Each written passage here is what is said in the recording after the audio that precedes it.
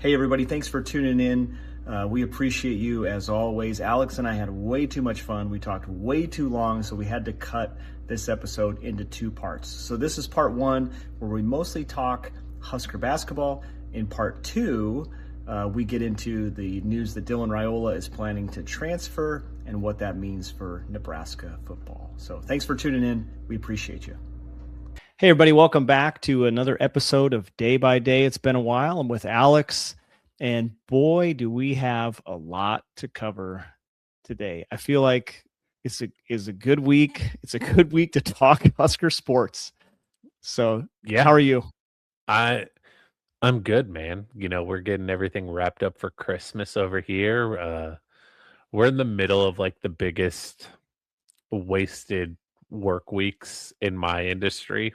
Like, 100%. The week before Christmas, the week after Christmas, they're just totally wasted weeks for the most part.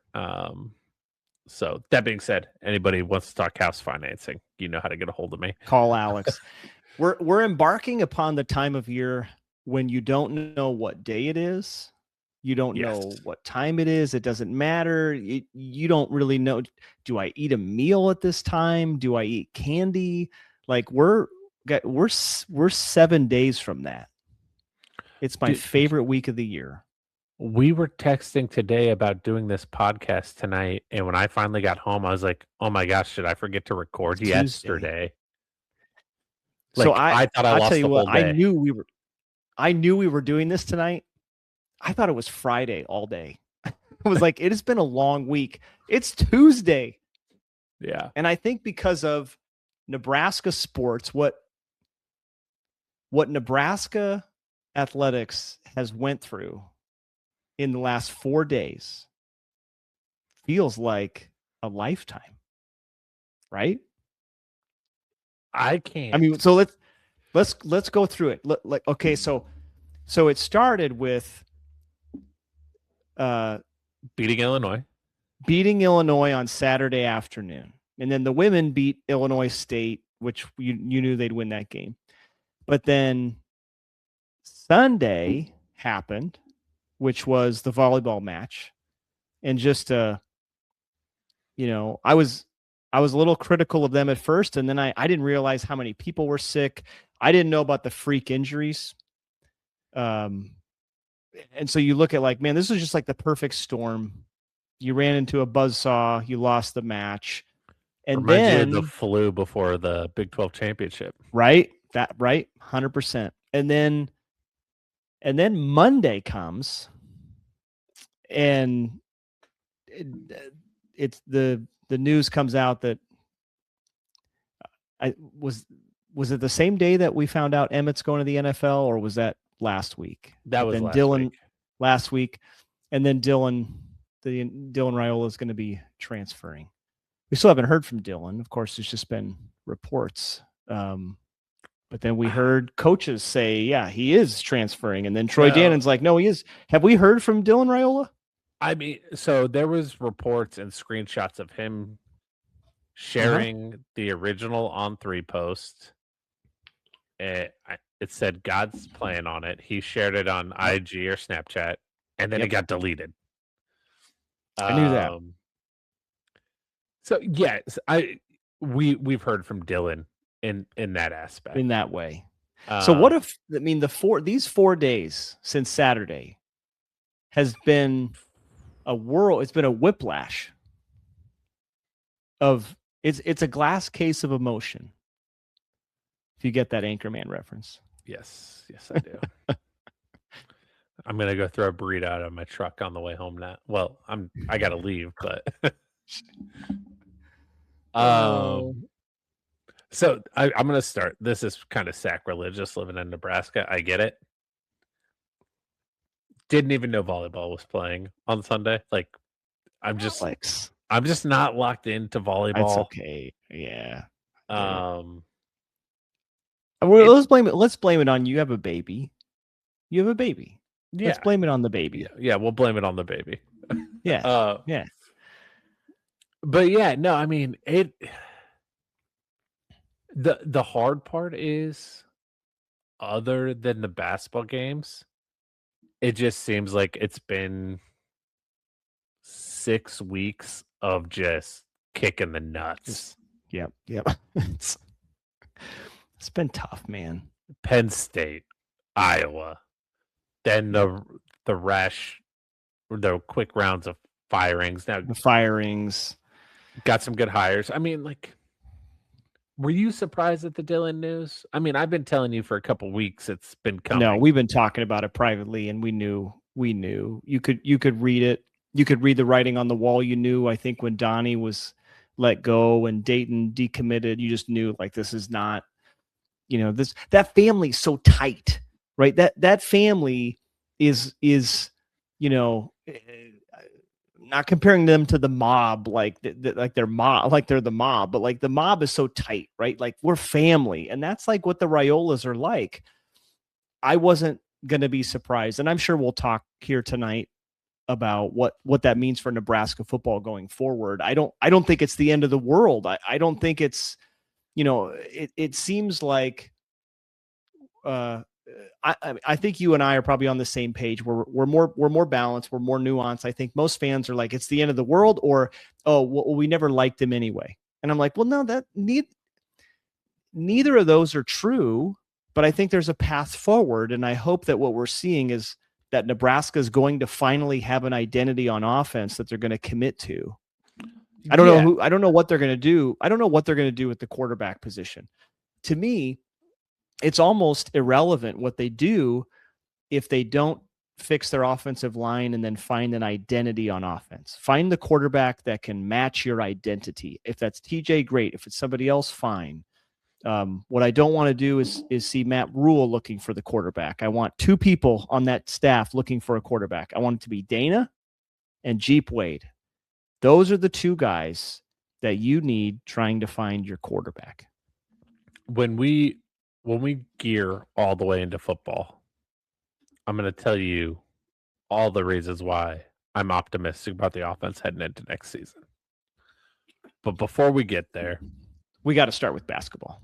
Yeah. But I just kind of want to cap off what you just said about Dylan. I'm not naive to sit here and think or say that I don't think the optics are bad. I think the optics are bad. You just lost arguably the highest rated recruit you've ever had. Mm-hmm. He is a legacy to an All-American at the most important position on the team. Yep. That being said, without diving too much into the rumors and all the sludge, there were problems. Some within the family and the relationship with Rule for a variety of reasons. And I think to some degree, the staff and the offense were held hostage. Right, wrong. It might not have been by Dylan, might not have been by Dom, but the way they felt handcuffed for a variety of reasons. I think it just going back to our favorite Matt Rule quote, probably wasn't the best fit. Mm-hmm. Which obviously I wasn't a part of this show at the time, but when we signed Dylan on my old show, I said it, like, I liked Dylan. I thought Dylan was a can't pass up prospect. But I had a lot of questions about how that was going to work because of his style and what this offense had been built around. And if you remember, the other guy that they almost brought in that year was Kyle McCord, who again said the same thing. Everything around this team had been built around a mobile running quarterback to that point. Yep. And now we're only looking at guys that are not mobile. So, but yeah, let's jump into basketball. Let's talk some basketball. I cannot tell you how I felt. I mean, I'm going to tell you how I felt, but I'm struggling to express my excitement and sheer awe at like what we've seen. And no, Nebraska hasn't played a Duke or an Arizona or a Gonzaga. Like, I get that. But Nebraska doesn't win those kind of games. We don't hit buzzer beaters on the road and shut up 10,000 people, whatever it was, 12,000 people at a perennial power in the Big Ten. Yeah. And this team has become, and I know we talked about early on, and I expressed on this show some concerns I had. I think they're going to struggle to rebound. I think they're going to struggle to score in the paint. Alex, they score in the paint as much as any team that they play. They outscore every team in the paint. The rebounding is even, if not a little bit better. I know they struggled a little bit. Illinois had some offensive rebounds on Saturday. They play hard. They play connected on defense. The problems with the closeouts that we've seen in the last several years are not there because they play aggressively and like their intensity is incredible. And I am not under the illusion that they're never going to lose a game. They will, but this just seems like a special team that has that some kind of secret sauce. They're not the most talented team in the world, but man, they just got guys who can play. And the comment keeps getting thrown around. They're old, and yeah, they are. And they love to play together. And it actually genuinely seems like I think we talked about in a private like chat, they genuinely seem to like each other and they play well together. And I think there's, when there's just 5 guys on the floor, there's something to be said that there's something about that. Yeah. And I'm glad you brought up the old thing. And I will go dig up some old tweets here if I can find them. That has been like one of my bigger knocks on Fred for a long time. Now, part of that also involved more continuity, which, this team didn't return a lot from last year. So like part of my original point is thrown out the window, but I used to always remind people that there was a point in time where the average starting age of a roster in the Big Ten was older than the Chicago Bulls. I remember that. Those teams were going to win, right? And for a while, Fred was just turning over the roster, a lot of freshmen, sophomores every year. But I posted the tweet earlier this week. I was pretty down on this team to start the year. I freely admit that. I'm ecstatic that I was wrong.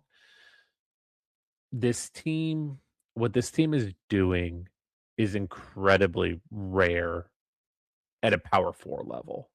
And what I mean by that is you got a bunch of guys who haven't necessarily played together. You have a bunch of guys that are not overly athletic or supremely talented that are winning games. And they're doing it in a way that a team that is undermatched physically doesn't typically do it. They outscore you. They're playing with pace. They're not they're not doing what Princeton does in March. They're playing a fun style. And James, if we sat down and did overlays of Illinois and then the Oklahoma game, it doesn't even look like the same team to me, specifically on the defensive end. Like I remember going into They've gotten better significantly. Because that Oklahoma game, that was a barn burner. And I thought, you're going to really have to score 85, 90 points every night to win. Is this going to be Iowa under Fran McCaffrey for the last, dozen years? Yeah. Not anymore. No, yeah. And I remember going back into my office on Monday after the Oklahoma game. I don't think K-State's good. I don't think Oklahoma's good. Like they'll be like towards they'll be the first bubble. 4 out or yeah. But they're not good. But they have a chance to create a quality resume. I think both can improve, but today they're not good. Actually, Oklahoma just had a huge win on Saturday against Okie State. They did, which helps out Nebraska. But I agree, they'll be middle of the pack SEC. Yeah. But my point was when I went back into the office, my boss played college basketball too, so we like to talk about it. We both root for Nebraska. We both did not think Nebraska was going to be very good this year. Like I remember going in, and I was like, I saw multiple times in this Oklahoma game, they doubled the post because that's what they do. And then it got skipped to the corner. and they didn't know how to do, and we've talked about this, they didn't know how to do the traditional X out on their closeout, who goes where, and it just looked like a mess. I have not seen it look like that since. Like, they've really fixed it. Their communication on the defensive end, their intensity, and then like you said, they played together. And Jamarcus Lawrence, I was always a big Jamarcus Lawrence guy while he was here. He's obviously not the same player. Yeah. And then that last play that they called, like, Fred's always been a great X's and O's guy. Like, never been able to knock him. But his guys have not necessarily always played with the same IQ that he's drawn plays up. And the design that he had on that play put Illinois in an absolute blender. And Sam even admitted he went the wrong way. Mm-hmm. Did you see that clip? At the end of the day, it didn't matter. Nobody knew that because he goes into the lane unobstructed. Mm-hmm. I get that there was a 7-footer there. There was a shot that there was a chance. I was like, Sam might kind of put up a floater because he's got space. So it was a beautiful design. Mm-hmm. And then Jamarcus, I love horn sets. Like, horn sets get me riled up. I love watching horn sets because there's so many different things that you can do off that initial ball screen. You can make it a double ball screen. You can go off one screen and then come back off a double. You can run flares after the ball. There's just so many different actions. And when you're using Price Sanford and Rink Mess, who both shoot the absolute snot out of the ball, you just it's almost unguardable. If they didn't want to play with pace, I would be fine if they came down and ran a horn set 9 out of 10 possessions. Sure. What impressed me outside of the X's and O's, because I mean you there was back cut. I mean, there was just beautiful basketball. But whenever Illinois made a little run, whenever they'd punch Nebraska in the mouth, Nebraska come down, punch them right back, make a shot, huge shot, hit a 3, layup, and it felt like very rarely could Illinois stack points on the offensive end.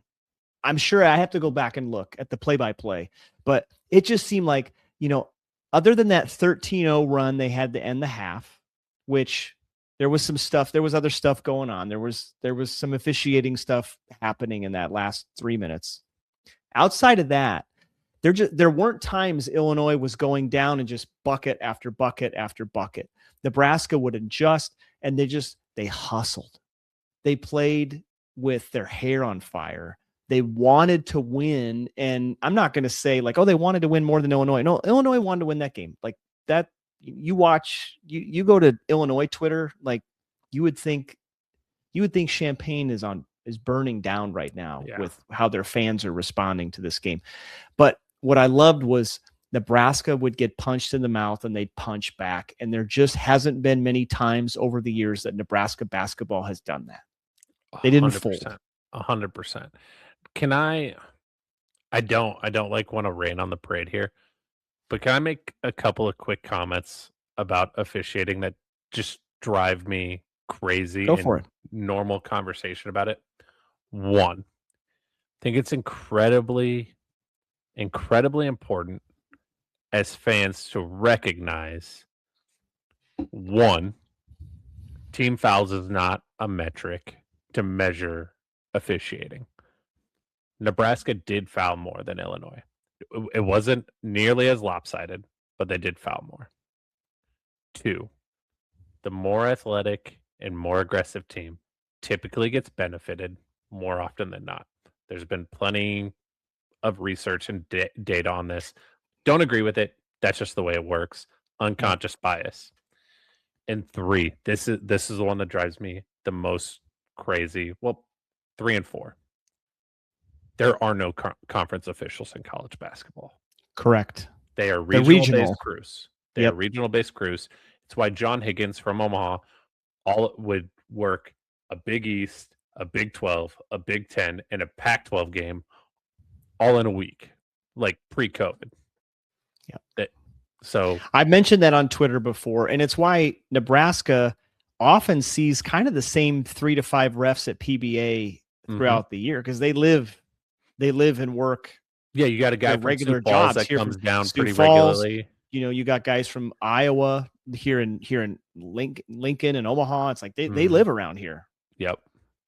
Now during COVID, they did contract them by conference, but that was short lived.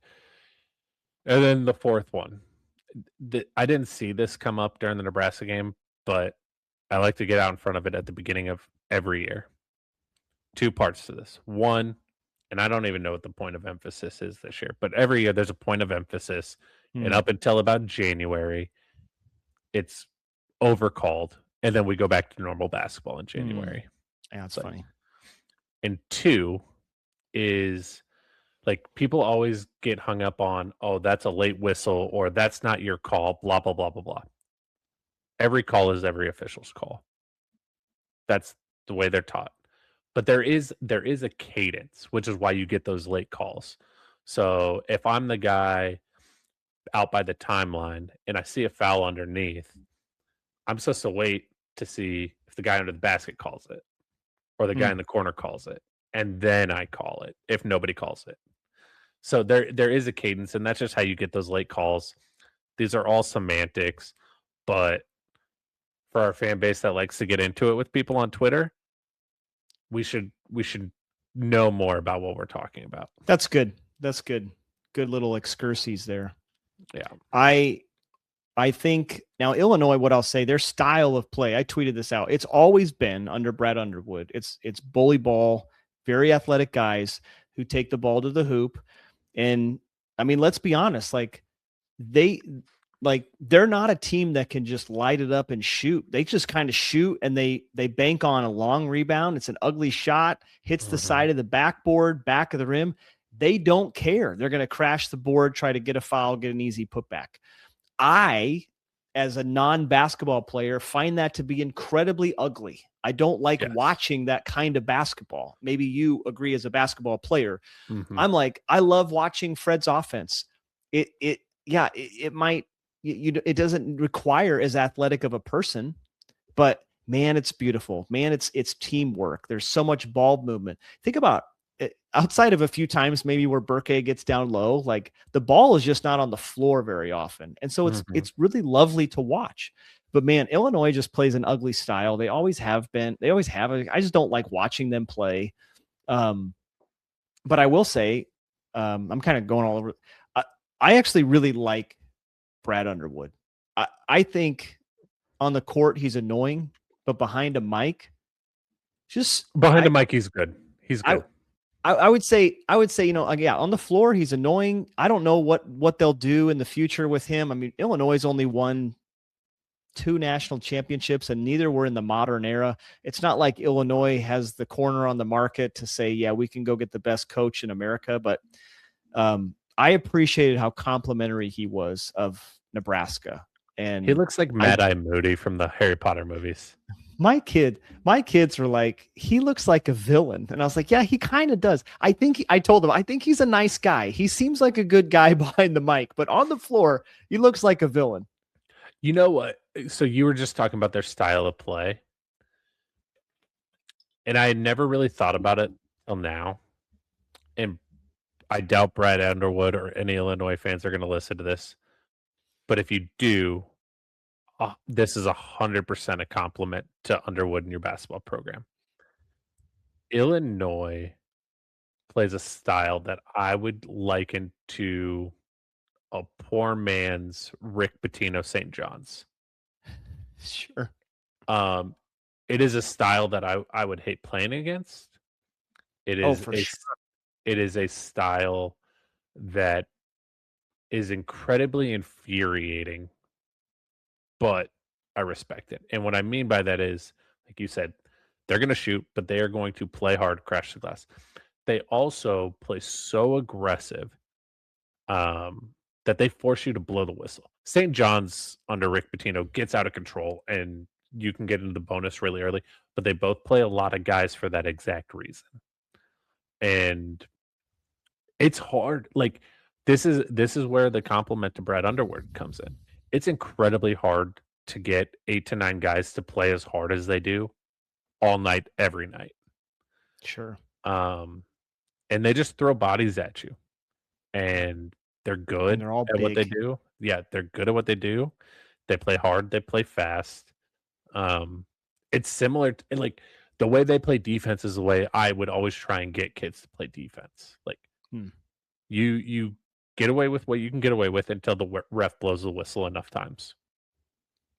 So it's interesting because they dare you to blow the whistle. Yeah, a lot of grabbing. I mean, up top, again, we're more around the perimeter, so we got guys running curly cues all over the place, and they're getting grabbed, and it's like, I think that's just kind of how Illinois plays. If they're not going to call that, I think there was maybe one whistle, but it's really interesting. You talk about how hard they play on defense, because as I'm kind of reading Illinois basketball Twitter, the critique was like, well, man, they don't play defense, and Brad's got to get him to play defense. And he talked about that. He's like, we do have to play better on defense.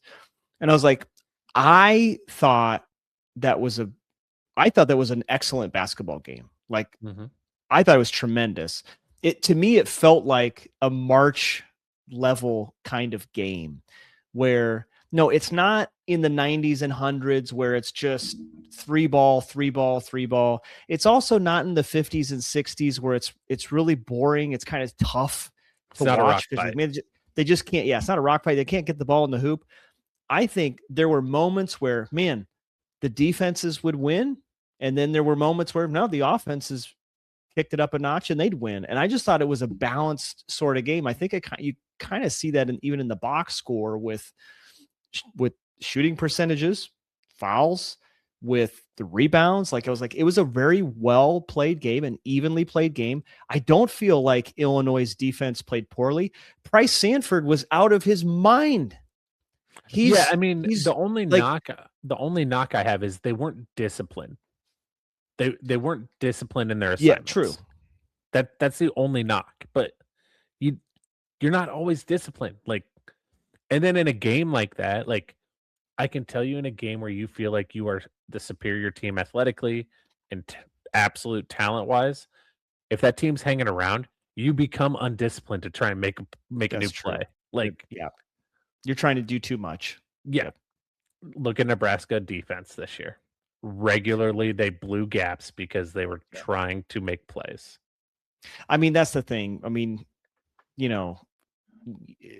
we've gone back and forth privately about Sam Hoiberg, and I think the world of Sam. I just think, when you're Illinois, like, again, I think the world of Sam Hoiberg, but there were multiple times he took he abused the guy that was guarding him and took him to the hole. He didn't convert every time. I think he converted most of the time. It was probably 3 or 4, 5, drives. And I think he hit almost every one.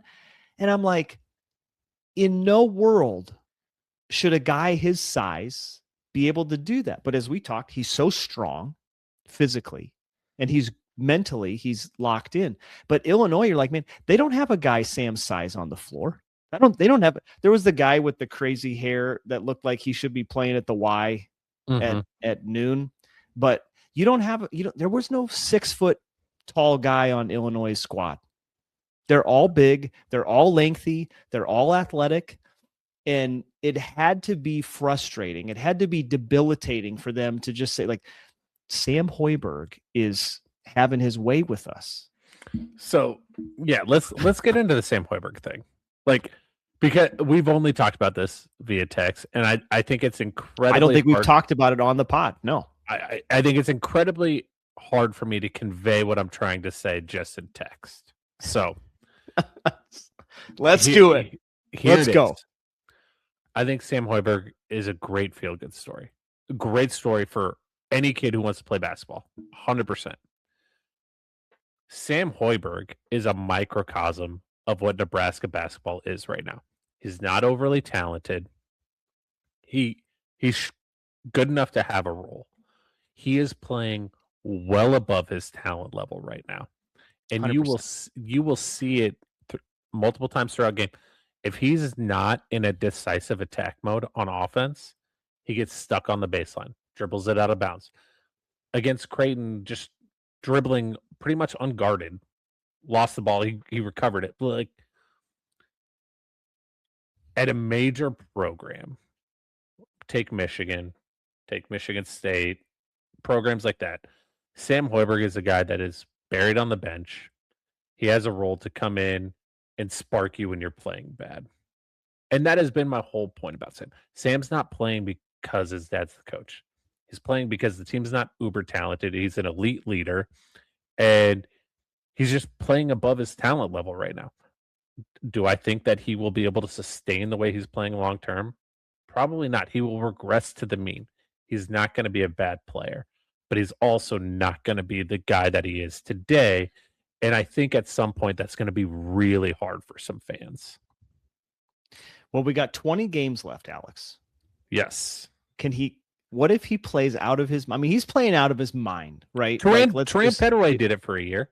He could play out of he's got 20 games left. So my pushback would be he has 20 games left in his career, not college career. You know, Sam's going to go, I don't even know what Sam's majoring in. Sam's going to go coach, or he's going to go sell insurance, or he's going to work in banking or whatever in 3 months. If, you know, I'm not a betting man, but if I was, I'd say I would wager on he's going to have the season of his life, because this is the one shot he's got. You know who he reminds me of is he's a college coach now, head coach. One of my all-time favorite players to ever watch in North Carolina, Wes Miller. I don't know. I can't picture him. Wes Miller, little guy like Sam, lockdown defender, shot the crap out of the ball, started as a walk-on. Just absolute legend. No, I'm rooting for Sam. Oh, okay. I recognize him now. Yeah, sure. No, and I'm not saying you're not rooting for him. I just think when you have that psychology of like, this is my last dance, you know, and to your point, you know, when I looked at before the season, like who's going to start, I didn't have Sam in the starting lineup. I thought he was going to be a hole this year. I thought he was going to be a weak link. I thought he'd be a 6th or 7th man, second rotation guy. But when you do look at this roster and you look at kind of where Jamarcus is, and you're like, okay, when he's not handling the ball, who's doing that? You're like, yeah, it's got to be him, because they just don't have anybody to fill that. It's not Kale. Like Kale's the fourth option. You know, Kale's after Rink.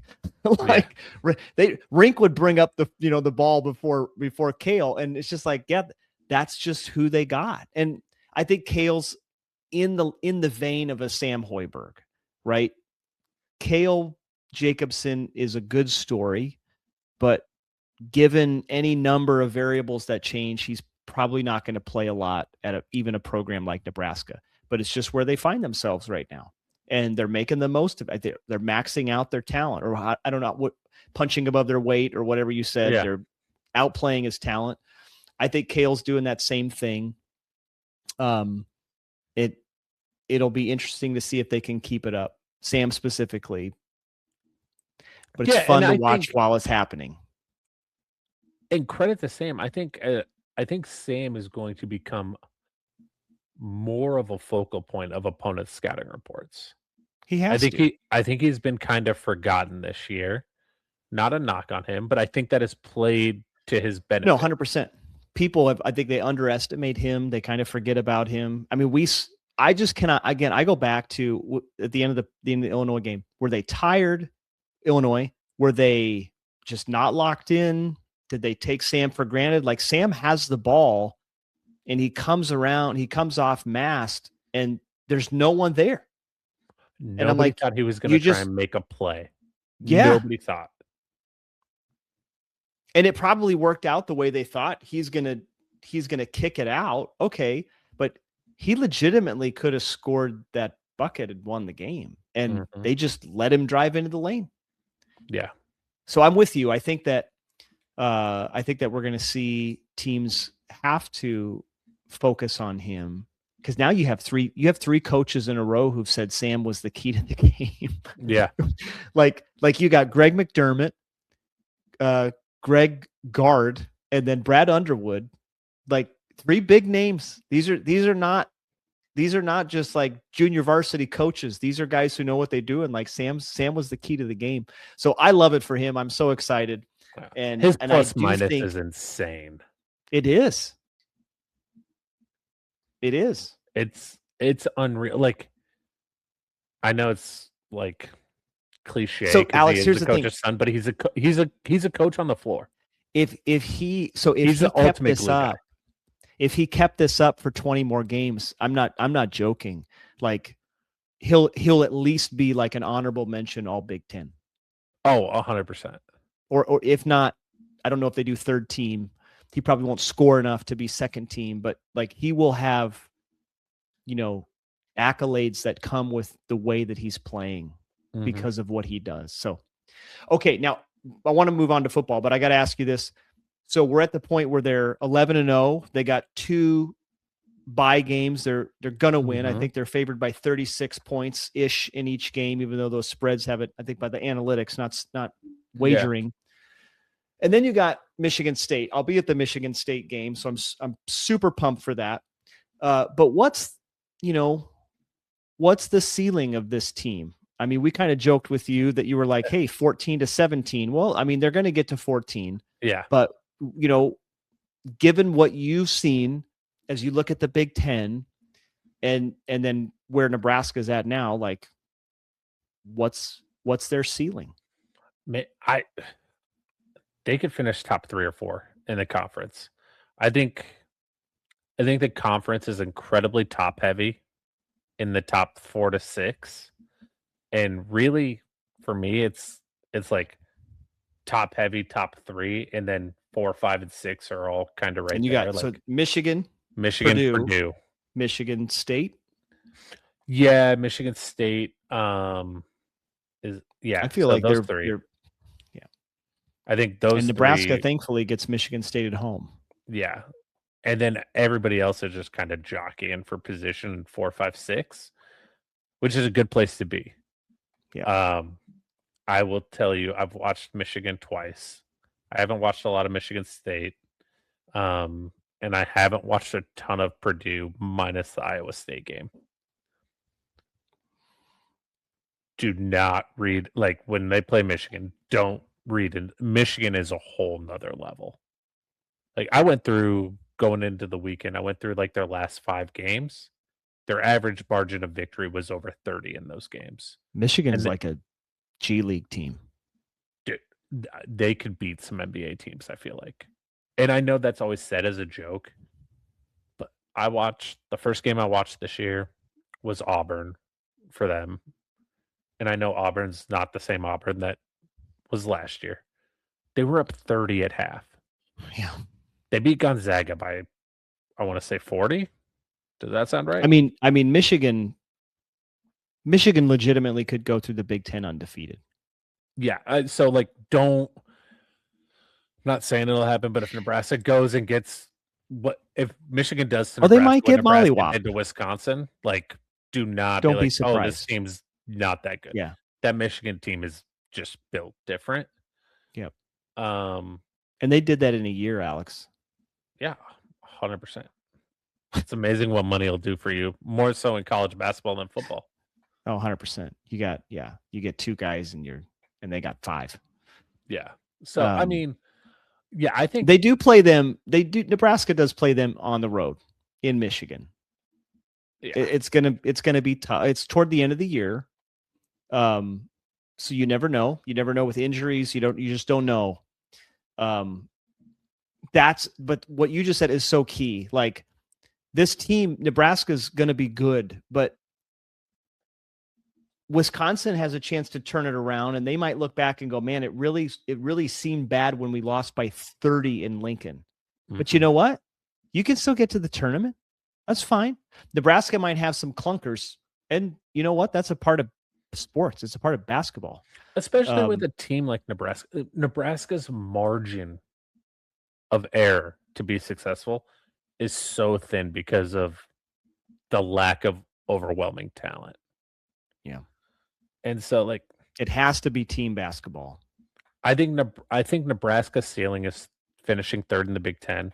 I think their floor is 10th, which is still probably gets you in if depending on how you win, who you beat. And far better than what their preseason expectations were, and far better than what I predicted them to be. Yeah. I mean, at this point for Nebraska, if you're going glass half empty, my take here is if you can hold court at home, just at home,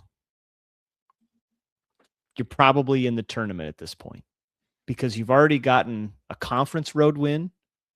You have, let's hope Oklahoma and Kansas State help out those metrics a little bit.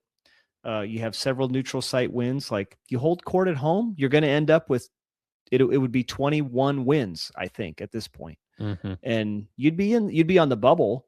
But I think based on what I've seen, from Minnesota, even Northwestern, USC, like Nebraska can beat those teams on the road. They can. Yeah, I mean, you have to finish 500 or above in conference to be a lock for the tournament. You need some help from Creighton, Kansas State, and Oklahoma. Yeah. You need some help there. Like your non-con resume isn't great. You need a little bit of help for a quality seed. Like this team is 100% a tournament team. I have no doubt saying that right now. But for a favorable seed, so you can go get that March win, keep winning. You keep winning, but you need some help from. You need some help. Yeah. Hopefully, I think Oklahoma would be their best shot. You would know more about Creighton. Creighton looks like they're in trouble right now. They're in trouble. They're in trouble. It's not good. Yeah. But we digress. This is not a Creighton podcast, so we'll move on to football. They made some really bad financial decisions in the portal. Oh, we could talk about that. What's the difference between what's the difference between Illinois' roster and Nebraska's in terms of NIL payments? Oh my gosh, I don't even want to know. I don't even want to know. I'd say 6 to 7 mil. I would tell you what though. All those guys from overseas with Illinois, they can't collect NIL. I don't know how they do that. I don't know how they pay those guys. They're not coming here out of the goodness of their heart. So I will tell you, there's a couple of reasons why foreign guys come over. It is a lot faster to learn the American game playing in college, but you see with guys like Burke that it can be a struggle, especially even if they were really good overseas. I remember when can't remember his name right now. The point guard from Creighton transferred to Gonzaga. NIL played a factor in that, but he's a Canadian player. Some schools can get no. Yeah, Nemhard. There are waivers for them. A lot of the times they get denied though. So like I don't know all the answers. Some of them get paid, some of them do not. Some of them are promised they get paid and they don't. And I would argue that's probably why Illinois had a guy leave already. Oh, they got another guy coming in though. Yeah, at semester. Basketball is so weird that guys can become eligible at semester. It is. It bothers me. Could you imagine? Can you imagine a guy coming in football, 6th game of the year? He's like, hey, he hasn't been here, but he is now. You remember a guy that became Nebraska back in the Doc era and Tim Miles, they had a couple of guys become eligible at semester, but I remember, yeah. Gosh, who am I? Former Nebraska guy. He became eligible at semester at DePaul. Why can't I think of him? Was just on Fred's team. CJ Wilcher. Oh, When he was at DePaul, he became eligible at semester 1 year. his CJ was at DePaul. Xavier and DePaul, yeah. Xavier, that's right. That's right. He was. I can't believe I forgot about that. Yeah. Is his brother still at St. John's? Or did he leave? I don't know. No, he's at Texas. Jeez, the guys just move around so much.